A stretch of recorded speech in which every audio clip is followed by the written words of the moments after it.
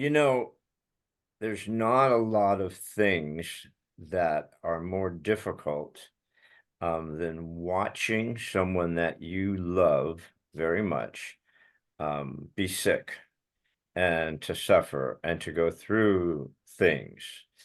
Um, if there is anything that's that painful, it's actually being the caregiver for that person.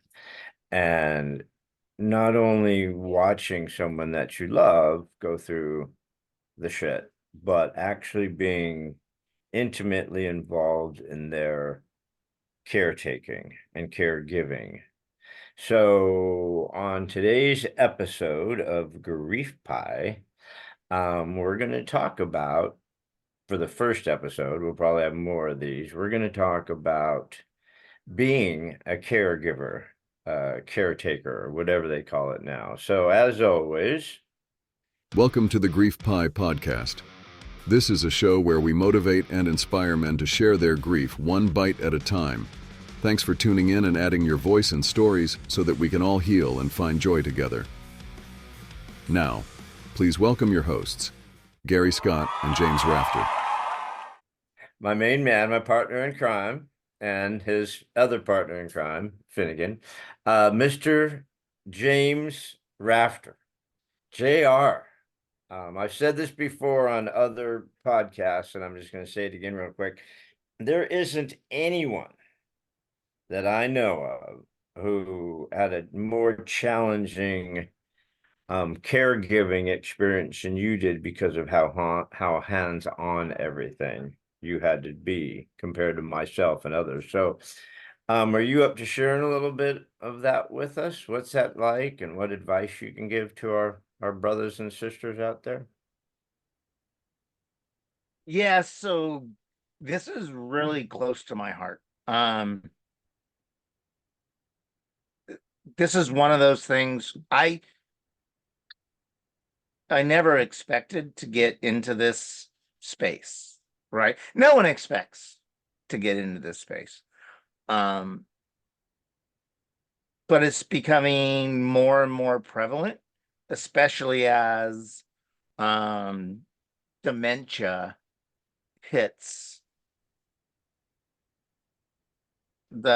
our next generation, right? The older generation, right? It's a weird thing. I was on the phone. This is kind of why I wanted to do this. I was on the phone with a client the other day, and they're in their 80s, and he's dealing with the lovely woman, but the dementia, and what she's going through, right? Not remembering his name. I mean, just all the little nuances of when someone you love so much and you're the last line of defense, they get sick, and you have to take care of all those things. And we'll get going down this road on. I never expected. I mean, for me, my caregiving for 30 years was getting Jen out of a wine bar and into a cab. And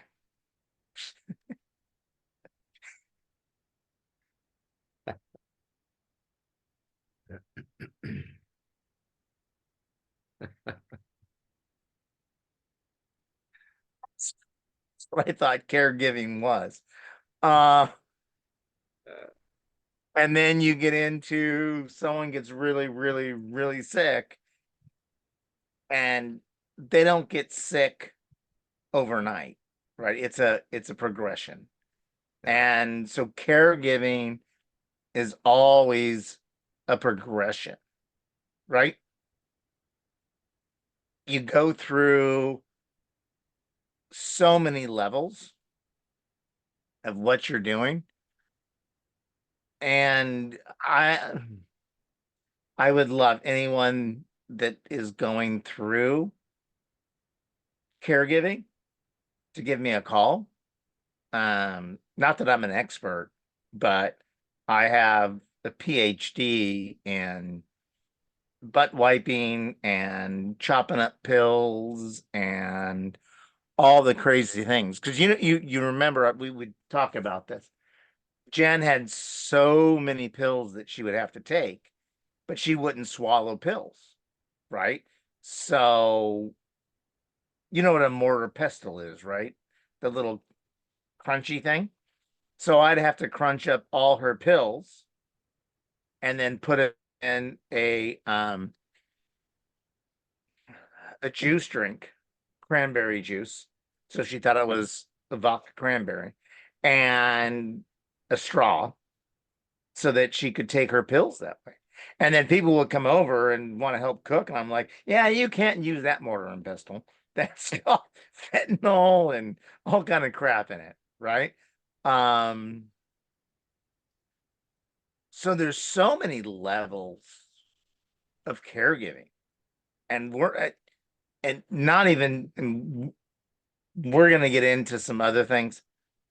Um, we'll get into clothes and diapers and wheelchairs, and with Jen, she had the colostomy bag, so we never knew when that would blow out, right? So we could be in a restaurant and all of a sudden, you know, it came apart.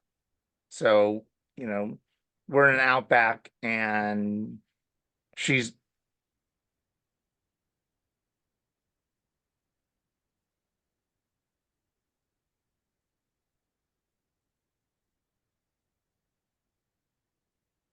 she's pooping in public.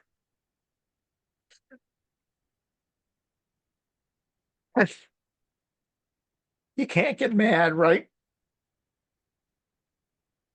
You just got to deal with what the moment is. You take it for a minute, please. Well, that's what I said. The opening is, there's caregiving where you every once in a while drop your wife off at the, chemo place. And there's, you know, changing or fixing a colostomy bag in a restaurant, because of an accident, an alley, you know, and dealing with every level that comes with that. I mean, there isn't anyone on the planet who would enjoy being on either side of that. No one would have wanted to have been Jen when that thing blows and she's in a restaurant trying to have some tiny bit of normalcy in her life, which is completely spun out of control. And then you, on the other hand, trying to have an ounce of normality with your beautiful bride where you guys can share some normal dinner out, a date together, right? And then that kicks in to remind you of how fucked up all this shit is. No pun intended. I mean, it's like just like you needed that reminder while you're just trying to be normal, honey, let's go on a date. Let's go out to dinner. Let's get out of this fucking house that we're stuck in. Let's try to do something normal in a world that's completely not normal. And then that has to kick you in the nuts and remind you just how fucked the situation is, right? Well, I'm going to give you the first one, 100%. You said a couple of great things. Is we always try to strive for some sort of normalcy, right? Some sort of balance and not give in to the cancer and the challenges, right? So we would always fight. It was funny. She loved Big Lots, right? So she loved shopping. And when she was in the wheelchair, basically full time, I'd have to push her in the wheelchair and then like pull the shopping cart behind me. So I'm like driving the wheelchair with one arm and pulling the shopping cart because she's buying candles and All the stuff that she needs. whatever I didn't care, whatever. Again, caregiving is you give that person that has to face, the ultimate, um, I don't want to say it, but you give them whatever they want, right? If they're strong enough to face what's coming, then you give them whatever. So if I had to push Jen, and there were times when I'd put Jen in charge of pushing the cart as I pushed her. So we're like doing this like semi truck driving thing through big, and I don't know if you ever been to a Big Lots, but they stuff everything in every aisle. So there's not a lot of room to maneuver. Um so it was pretty funny watching us um do a shopping trip at Big Lots. But Jen was pretty prolific at hitting Big Lots and find, finding stuff. But that's the part of caregiving where you kind of have to embrace, right? You have to give your partner, that whoever you're with, whoever you're taking care of, whatever they need in that moment, you have to give to them. And it's, again, it wasn't anything I wanted to do, right? The last thing I want to do is spend an hour and a half at Big Lots, spending, $300. But that's what she wanted to, she wanted to do that. And so that's part of the caregiving, is you have to give up of yourself. And I think that is, there's not a lot of people that can do that. I mean, you really, most people are, and I'll preface this. There's probably more good people than I think, that are out there that can do this. But I know it's such a challenge that not many people, when I look at people that get divorced and stuff like that, right? That give up on a marriage, give up on a relationship. I know, I know those, maybe not. Those folks may be challenged down the road. And I don't want to pick on anybody or pigeonhole anybody. But when you caregive, you're done. I mean, you're done. You have to really give 10,000% of your heart, your soul, your being, who you are, to take care of that person, knowing that there's no long-term benefit, right? We're just moving the train to the end of the station. It's kind of crazy, right?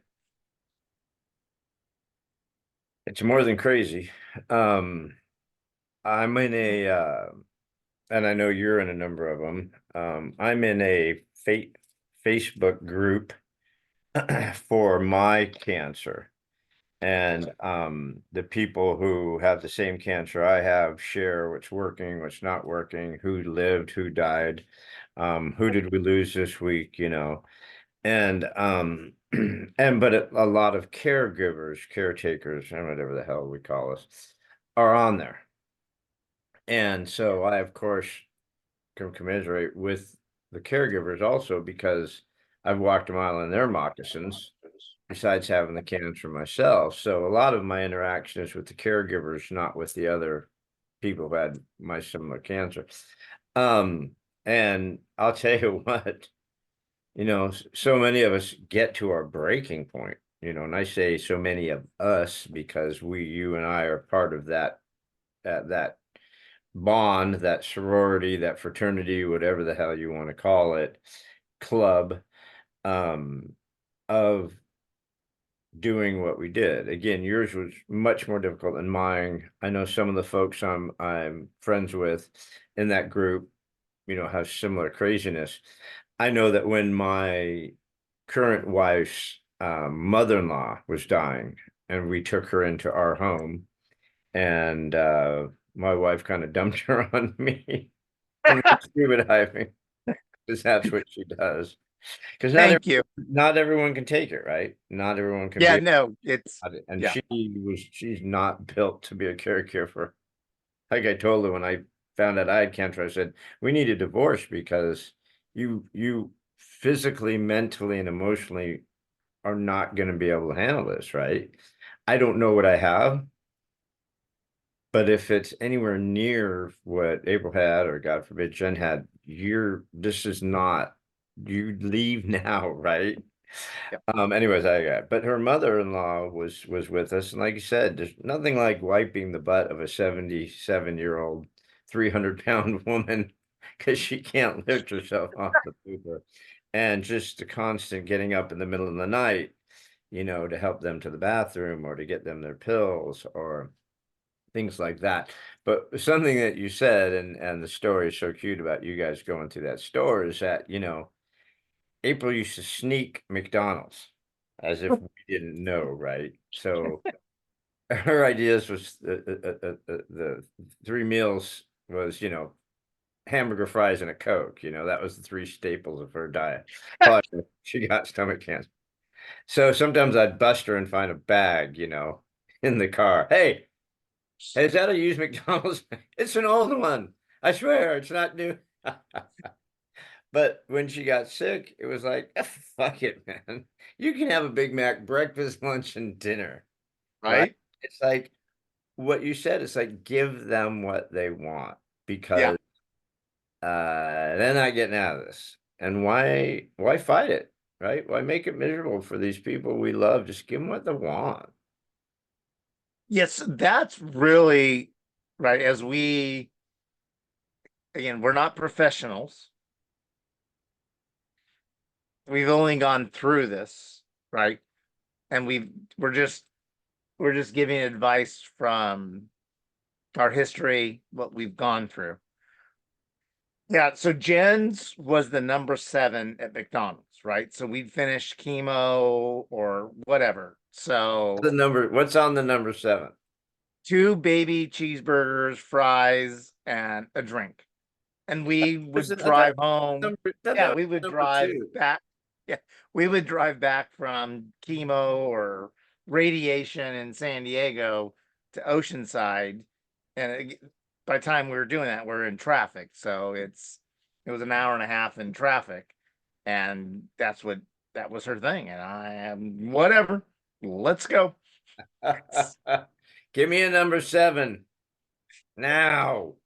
And God forbid that you'd order number 7 and they'd fuck it up. So How hard is it to screw up two shitty fake hamburgers, French fries that don't even haven't seen a potato ever, and a freaking drink? How hard is it to screw that up? we're getting on the freeway. She opens the bag and it's like McNuggets, not burgers. And she's like, off the charts.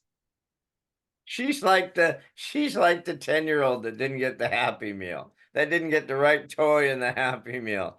Oh shit. What what are you gonna do, right? Just Turn like, around and you get her a fucking yeah, you 7. go pull off and find a new McDonald's and get another one. So That's what you that's do. What's wrong with that's that's what we would do. Oh yeah, so caregiving is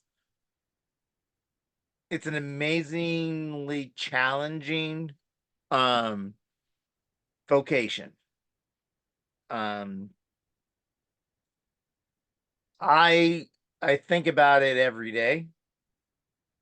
I miss Jen every day. Not that I'm thankful that I had to go through it, but I understand what I had to do and how we did it together. And we did it as a team, right? I mean, I remember the first time when we got to the point where we needed to go um wheelchair shopping. I don't know if you've ever done that, right? Mhm. It's Yep. it's like buying a freaking car. It's insane, right? Um, what do you fit in? What's your size? Are you gonna get bigger, smaller? You know, do you want brakes? Do you? Oh my God, the wheelchair shopping was unbelievably challenging. We ended up not getting the wheelchair because she still really, I know Jen couldn't really walk, but April could a bit and wanted to try. So we ended up with the quasi, it's the walker that turns into a seat Oh with yeah, with the handbrakes. So yeah. we got her the really hot, you know, blood red, candy apple red one. We put flames on the side, tricked that sucker out, man. So she could move around with that thing. When she got tired, she could just sit it and I could push her, right? But you have the full blown wheelchair, which is a real pain in the ass. Yeah, so Jen was very involved in her wheelchair purchase. Yeah. And because of where all her tubes and stuff came out of, her sitting down was always a challenge. So I think her pad we bought was more expensive than actually the wheelchair itself. And then as she like accessorized it, I mean, this wheelchair was $2,000 when we were done with the water cup, the holders, the flag, the backpack. All right, so here's some financial advice from a criminal. Me, Care Bear. All right, so here's how you offset that. The next time your person that you're caregiving, because Elisa's mom was in a wheelchair, so I had to lug that fucking wheelchair everywhere, fold it up, break it down, put it in the back of the Jeep, get it back Right. out, throw her ass in it, right? It was like, I hate this wheelchair, man. So her mom, although April wasn't in when Elisa's mom was in it. So what I did, because I am Spanish, I when she went to Eisenhower again, and they put her in the wheelchair, and I go, we're gonna need a wheelchair from now on. Look, dude, you can't make it. So I said, I'll take her to the car. So I took You're her so in the wheelchair into the parking lot, threw her ass in the car, threw the wheelchair in the car, and we have a wheelchair that says EMC on the back of and we kept that sucker for the longest time. Finally, I did return it. Don't worry about Eisenhower Medical Center. Don't sue me. Finally, we did return it after she passed. But yeah, we used that sucker for about a year. No, I about thought 6 months she passed. We stole that fucking thing. I thought they were like Rite Aid where they had the baskets with the big things where you can't take the baskets outside the doors.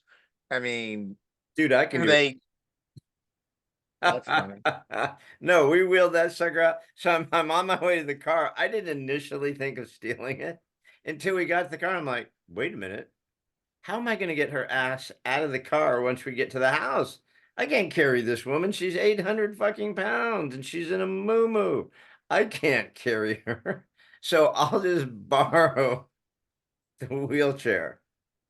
And Did you ever take the wheelchair back to Eisenhower? yeah, that's what And I'm saying. After she passed, after she died, I returned the wheelchair that had EMC on the back of it, and I wheeled it in as if nothing had ever happened.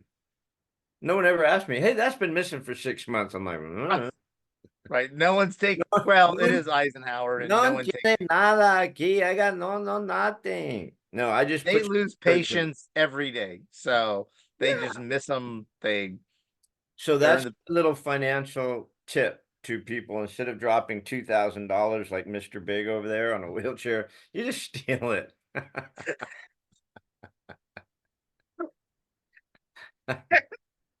I'm not even gonna get through that you're a wheelchair auto theft. No, I'll tell you the most challenging thing that I hear with people who are caregivers. Are we caregivers or caretakers? What do they call it? Is it caregiver now? I is it? think the official term is caregiver, which is funny that it's become a thing.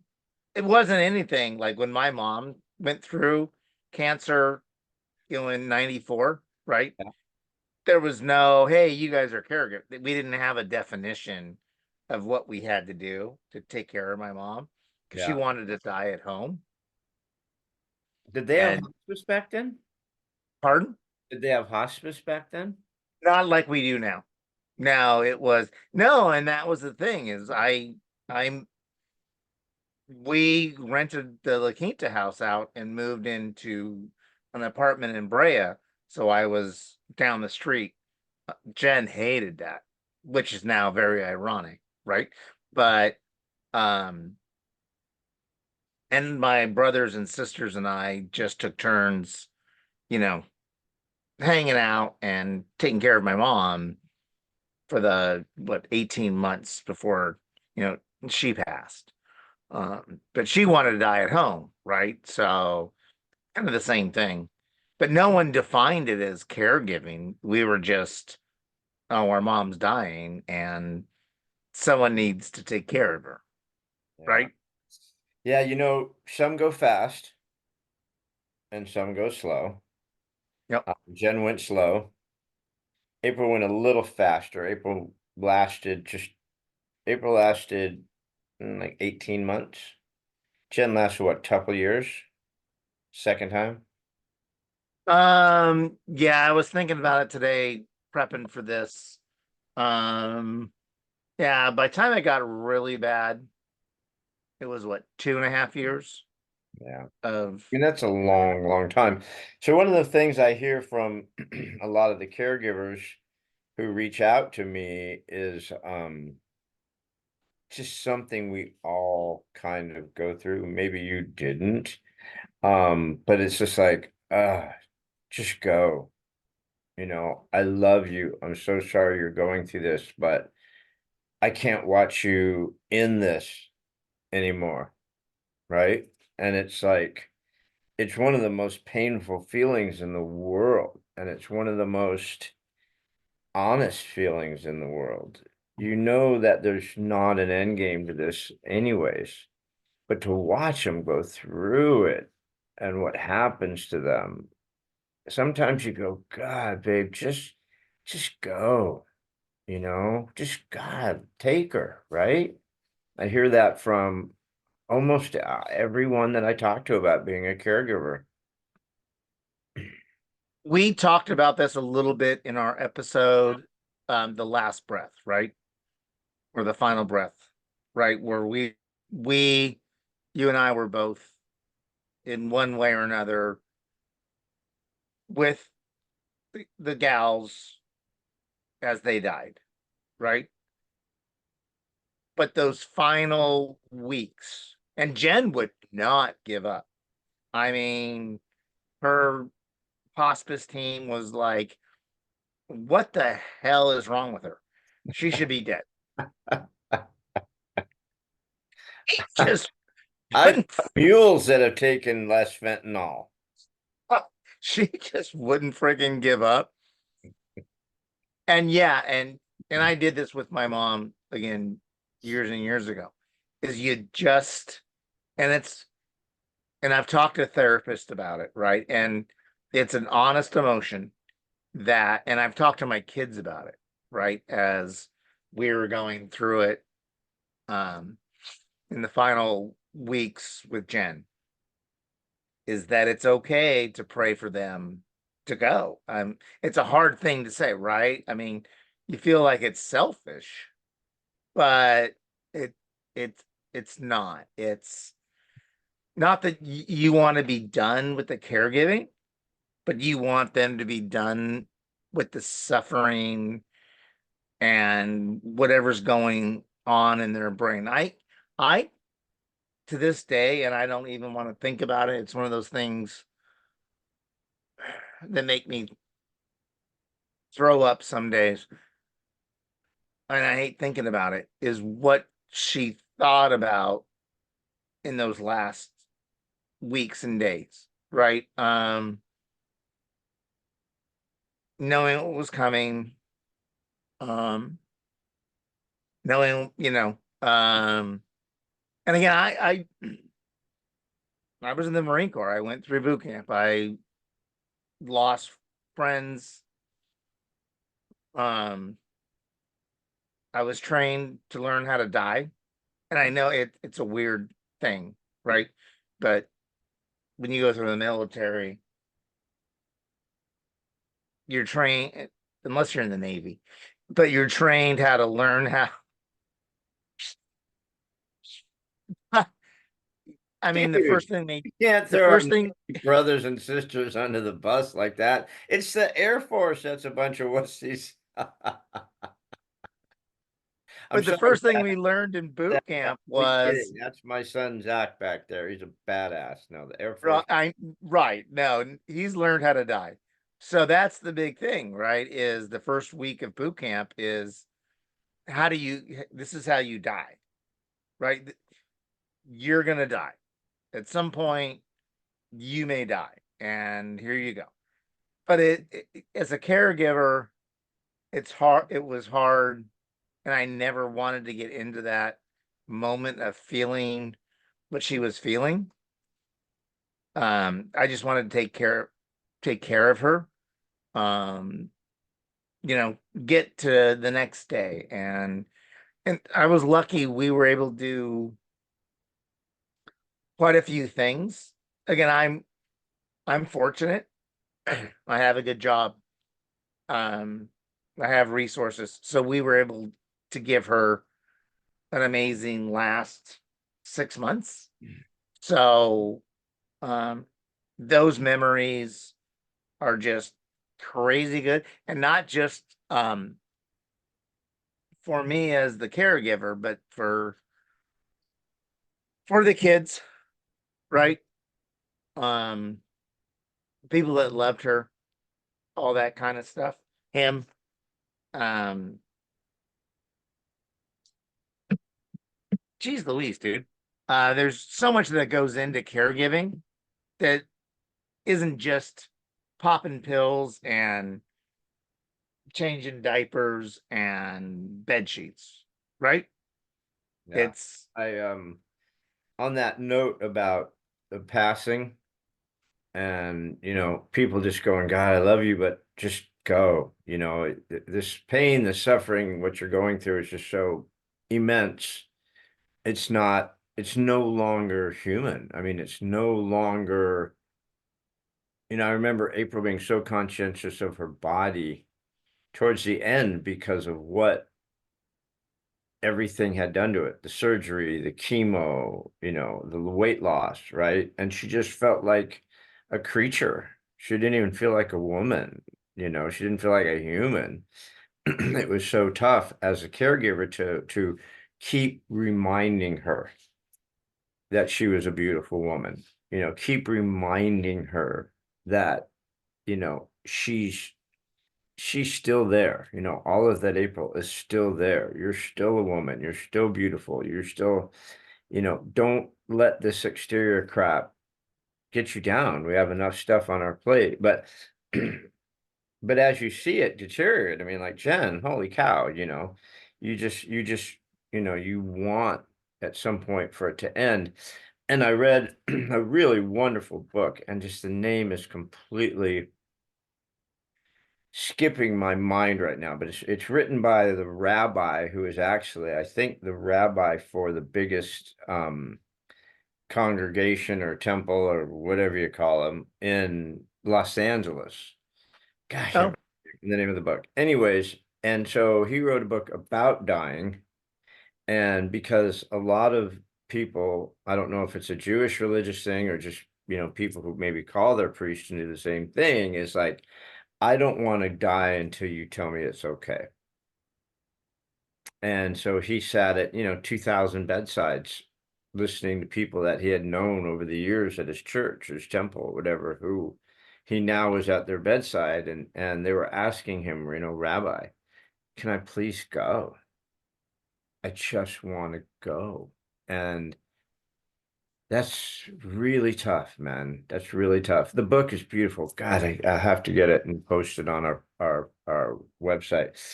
Um, so yeah, I mean, everyone goes through that. It's not an evil feeling or a bad feeling, or you're not a bad person for thinking that.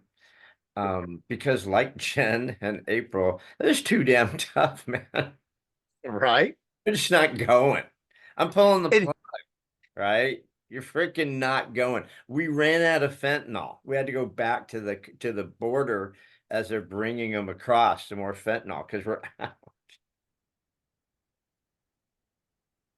you said is so funny because Jen never gave up, right?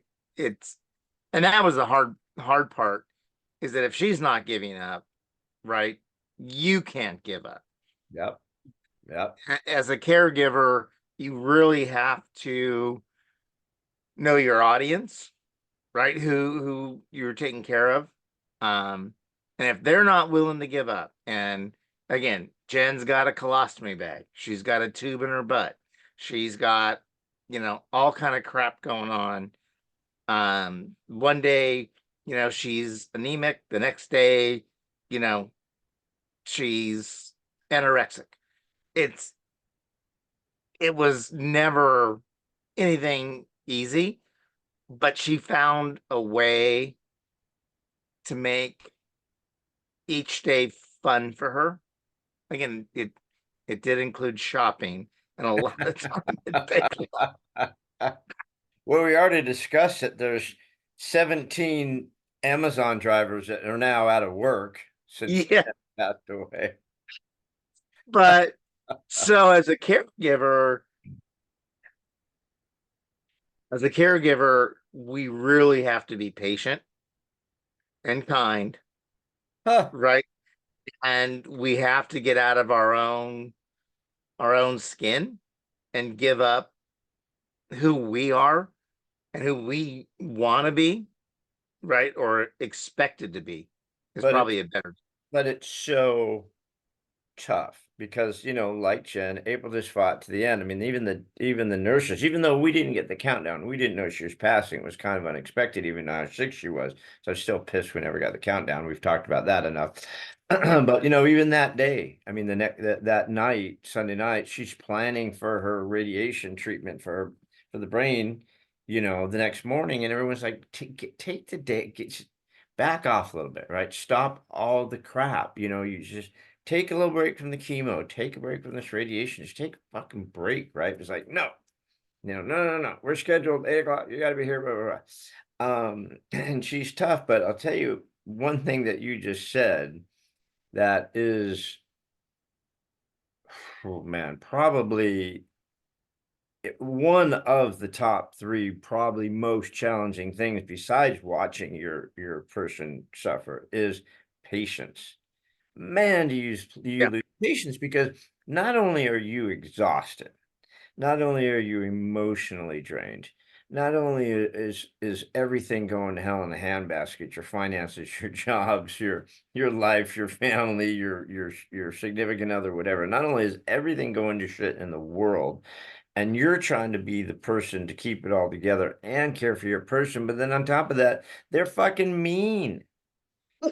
People who are sick can be they really, have really they mean, right? they have their moments. And so you're like, dude, we got to get ready for chemo. I got to get you dressed. I got to get you in the car. Let's get going. Let's get cooking. You show up with their Garanimal pants and their Garanimal top and the socks. I don't want that top. I told you to get me the other time. I'm like, who fucking cares? You're gonna be sitting in this chair being pumped with poison for 8 fucking hours, covered in a heat blanket because it's so fucking cold. Who cares? Well, it matter to them, right? the Right, out, right, especially right, to Jen, right? So it's like they can be so fucking mean, and they don't mean to be. It's just they're hurting, they're struggling, they're right. dying, right? And we have to accept that on top of all the other shit, and just go, okay, honey, I'll get you Yep, the daisy shirt again. And I told you April wore the same fucking shirt every day, right? right. Her own kind Yes. of amazing. Just more, so it's like you don't. I don't need to change it. Oh Lord. So, So I know Jen could have her moments because she was a badass. but so as we get into and kind of wrap up or run down as caregivers, right? What do we want to talk about? Super patience. You have to give of yourself, which is really hard for probably 90% of the people in the world, right? Yes. It's really hard to just give up all of yourself because, especially what we've kind of gone through, there's other family members, other people care, but they have their own lives. And you can't get mad at them for living their lives and not being there as much as you would like them to be. Because at the end of the day, you're going to have to be the 100% full on caretaker. If you get help at times, appreciate it, right? Um, Validate it. But Um, don't forget to ask for it. yeah, that's a big thing is you have to, that's one of the things I learned, and that's a great point. Is this number two? 100% is if you as a caretaker don't ask for help and um support, then that's on you. Don't be too proud. Understand that you Oh, need help. yeah, it'll come back and kick you in the ass. I mean, I had my nervous breakdown. You had your nervous breakdown. I know a lot of people who just from exhaustion, and the stress, it's bad, and by trying to be a superhero like a dumb shit like I was and try to take it all on and not bother people and not bother the kids and stuff. That was a big mistake. And Yeah, you f that up. You big you time, bounce. big time. So, but I mean, so that would be like you said, number one, you've got to have so much patience. Number two, you've got to ask for help. Don't be a hero. And I would also throw in there, I guess, as far as self-care. Like that's a lot of the things I share with the people that I talk to on my group, the caregivers, is self-care. As the caregiver, take care of yourself. We neglect ourselves trying to be superheroes, right? Take care of yourself. I mean, take that break. Get someone to stay at the house overnight or 2 nights so you could just get away, right? I mean, just you need to keep your sanity. Because like the great Jim Rome says, put your mask on first. If that plane's going down and the mask drops, don't put them over your child first, because if you die, everyone is useless, right? So put your mask on first and your child. So I guess number three for me would be self-care.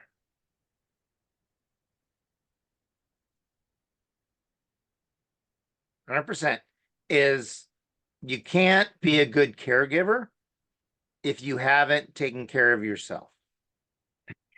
Whether it's back in the worst part of the days, I had Finn, I still have Finn, right? So I always had to, 3, 4 times a day walk him and do something to get out of the house, right? Um, Always ask for help.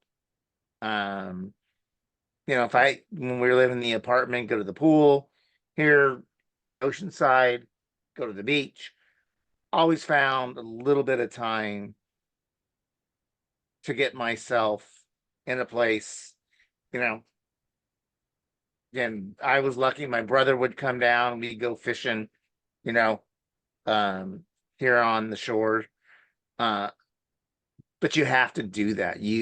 But you can't do it and it won't happen if you don't ask for it. Right? No one's no That was one's that was gonna a read your very mind, and don't expect anybody to read your mind. no, no. You have to be vocal, you have to be raw, you have to be out there and willing to let people know you're vulnerable. Just And honest. right? Yeah, just be honest with them. I'm Yeah, hurting. I need help. yeah. There's no Um, shame in asking for help. I guess that would be, if we haven't covered that, I guess patience would be one, and then whatever the heck you said was number two. Vulnerability, openness. I mean, we could go down the whole list. Yeah, but just anywho. So I just think maybe we should have written this down. We recorded it. It's fine. Okay, but it's important. There's patience, and there's self-care, and asking for help. What was number two? The hell's wrong? I don't know. We'll replay this, and there's just a lot. Just That's why they told us we're supposed to know what we're doing and like have something written down once in a while. nah, no. I I'm over that. Adonis, Mr. Adonis does not write things down. I only write well when I'm writing my short stories and poems. I write them down. There you go. Um, So so I know this one was tough, and I know that we're gonna have to revisit this one again because yeah, there are other sides to the caregiving that we kind of just discussed the emotional side and our story a little bit, but there is, a lot there are other sides to this, the caregiving side, which are really important, probably even more important than our stories, but and I think we'll cover on another episode. But like you said, guys, please, reach out to us if you are the caregiver right now. Trust me, reaching out to someone who is in that boat that's not in one of these men's groups, um can help. Just commiserating with a buddy or another gal or guy or whatever, and just saying, dude, I'm going through this, I'm losing my shit. Reach out, right, Jim? yeah. And I hate using the term that we're lucky because we're not. We just happen to be young, younger, right? We're still fairly viable. I like to consider myself strong like bull. But what I worry about, and I'll finish this with what I started with, is I've, got a client, right? 80s, um, retired, thinking they're living, you know, the last best of their lives. And now everything's upside down. Um, and they've got to take care of a wife or a husband that has dementia, which is really, I mean, again, we talk a lot about cancer, but when I get in, I mean, as we get into caregiving and talking about that, the older group, right? Um, that are dealing with, spouses that they've been married to for, 65, 70 years, and now they're dealing with dementia. Um, I I don't know. I feel like there's some way I need to, I don't know. My next level is to be part of that process to help them. Because I know I don't know. I didn't do dementia. Um, I've just heard the stories. But I understand what they're going through. So if anyone out there is in that process listening to us, reach out. Um, we're here for you. Uh, I can't fully understand the dementia part of it, but I understand the sadness of watching a someone you've been married to your whole life fall apart. So Yeah. So, guys, thank you so much for listening in, guys and gals. And like I said, like, share, subscribe, comment. Um, we really would love to hear your thoughts on this one, and we'd also really love to hear what you're going through if you're going through this particular episode or any one of them. So, Jim, as always, thank you for being so giving. I know, this was not fun bringing back the good old days, but it's important. So thank you for that. yeah, that's what we do. We're here to help. We're here to give um perspective. Um, so that's what we do, man. All right. So I love you, Love you. and I'll see you on the other side because we are two guys sharing grief one bite at a time. And Love as you. Mr. James P. Rafter is out, I'm Gary, and we'll see you guys next time. This has been our weekly broadcast. Brought to you by the Grief Pie Podcast Studios. We can be found on all the popular podcasting platforms. Remember to like and subscribe and to hit that alert button so you don't miss any episodes. Thanks again, and until next time, treat yourself gently and don't bite off more than you can chew. Healing is a process.